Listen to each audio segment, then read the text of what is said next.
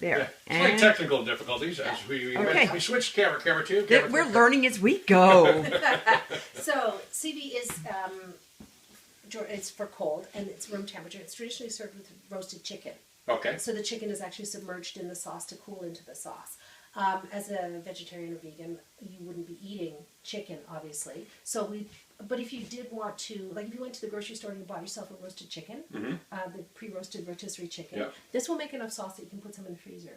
So some other time when you have the roasted chicken, after you peel the skin off and throw the skin in your compost. Okay.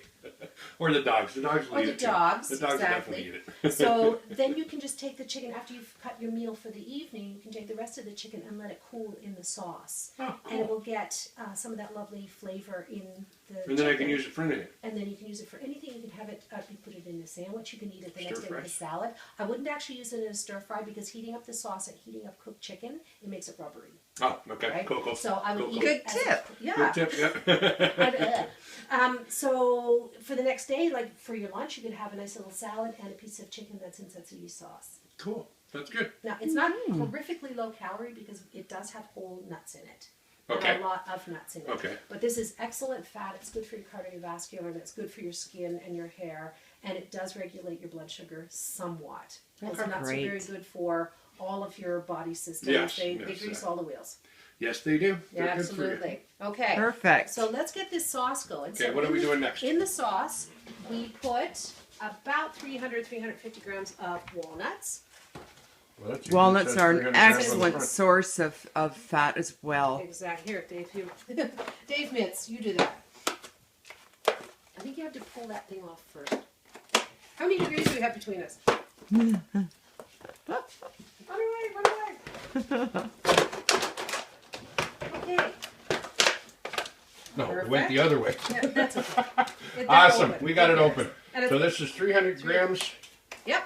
Okay, so we're putting 300 grams in here. Yep. And you put in about that much garlic. And then we're recycling it. Yes, please.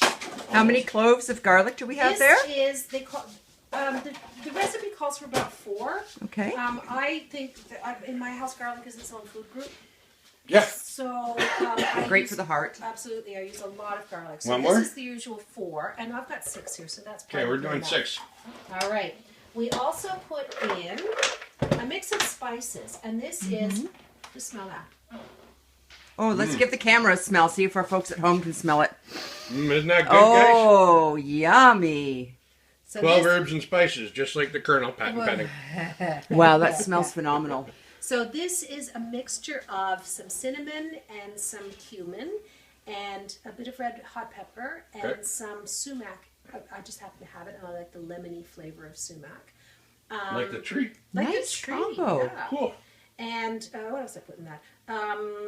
Some coriander. Coriander's bang on for my taste. Absolutely.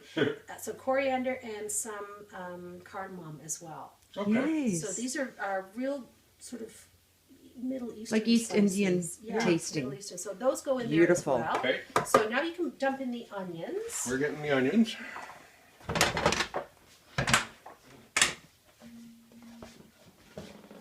I'm going to squeeze over here. Take a look at all these wonderful herbs, spices, and textures coming together. Oh, if you could smell this, it's just heavenly. Smell-o-vision. Oh, this is $29.99. This is going to taste phenomenal. It looks great. I didn't have breakfast this morning either. I'm starving. Oh, I didn't know. We'll use that again in a second, so leave that here. Oh, okay. Now, so we have in here almost all of our ingredients. We also need something. Whenever you're cooking, you need to hit all of the taste palette, right? You need to Okay. hit sweet, salty, sour, bitter, and umami, which is that sort of general yummy taste. Okay. Right?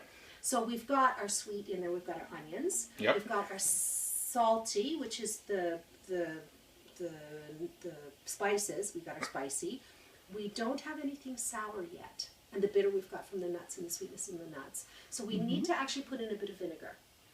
Oh, Okay. apple cider by any chance? We actually have white wine vinegar because beautiful. apple cider is a little strong Oh, okay. for the taste. But you could use it if you. I don't like apple cider vinegar. Well, I have a big jug of it. Yeah, over we there. have Dave taking 4 tablespoons a day. Better you It's agreeing, doesn't hon? taste better taking it by itself either. Just saying.